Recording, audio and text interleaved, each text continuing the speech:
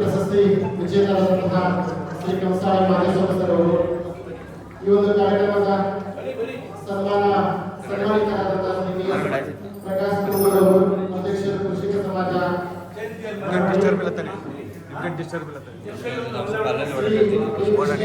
ನಿರ್ದೇಶಕರು ಡಾಕ್ಟರ್ ವೀರಭದ್ರಪ್ಪ ಅವರು YouTube DH Malavalli ಘಟಕ ಡಾಕ್ಟರ್ PF ಮಾಲಾರ್ ಅವರು ಬೆಳಗಾವಿ ಹಾಗೂ ಪ್ರತಿಭಾ ಪುರಸ್ಕಾರಕ್ಕೆ ಬಂದಿರತಕ್ಕಂತಹ SSLC ಕಳೆದ ಸಾಲಿನಲ್ಲಿ SSLC ನಲ್ಲಿ ಅತಿ ಹೆಚ್ಚು ಅಂಕಗಳನ್ನು ಗಳಿಸಿದಂತಹ ಕುಮಾರಿ ದಿವ್ಯಾ ಆದರ್ಶ ವಿದ್ಯಾಲಯ ಮಾರೇಡಿ, ಕುಮಾರಿ ಭುವನ ಆದರ್ಶ ಹೈಸ್ಕೂಲ್, ಕುಮಾರಿ ನಿಸರ್ಗ ಜ್ಞಾನಗಂಗೆ ಎಜುಕೇಶನ್ ಟ್ರಸ್ಟ್, ಕುಮಾರಿ ದೀಪಿಕಾ ಆದರ್ಶ ವಿದ್ಯಾಲಯ ಮಾರೇಡಿ, ನಿಸರ್ಗ ಆದರ್ಶ ಹೈಸ್ಕೂಲ್ ಹಾಗೂ ಕಾರ್ಯಕ್ರಮದ ಅಧ್ಯಕ್ಷತೆ ವಹಿಸಿರ್ತಕ್ಕಂತಹ ಶ್ರೀ ಅಂಜನ ನರಸಿಂಹ ಅವರು, ಮಹೇಶ್ ಕುಮಾರ್ ಅವರು ಹಾಗೂ ವಿಶ್ವಗುರು ಕೋಆಪರೇಟಿವ್ ಸೊಸೈಟಿಯ ಎಲ್ಲ ನಿರ್ದೇಶಕರು ಹಾಗೂ ಸಮಾಜದ ಎಲ್ಲ ಸಹೃದಯ ಬಂಧುಗಳಿಗೆ ಪ್ರೀತಿಪೂರ್ವಕವಾದ ಸ್ವಾಗತವನ್ನು ಕೋರ್ತೇನೆ.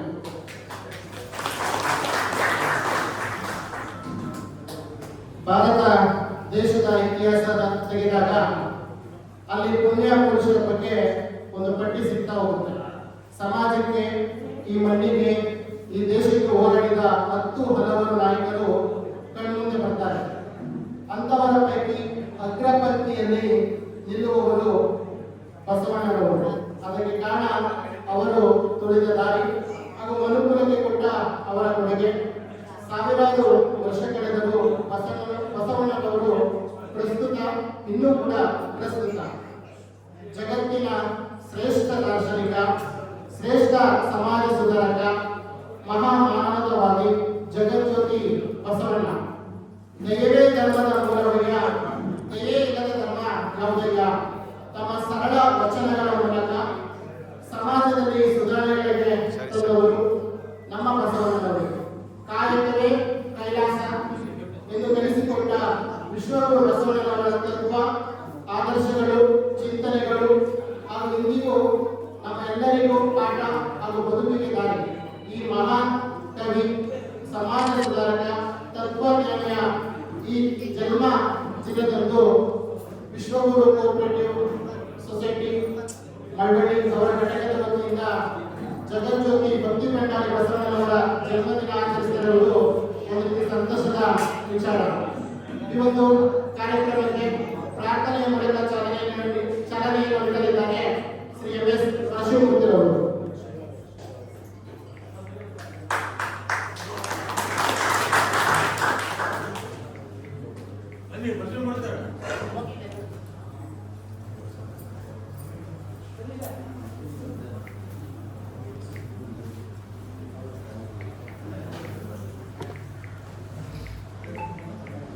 ಓಂ ಶ್ರೀ ಗುರು ಬಸವಲಿಂಗಾಯ ನಮಃ.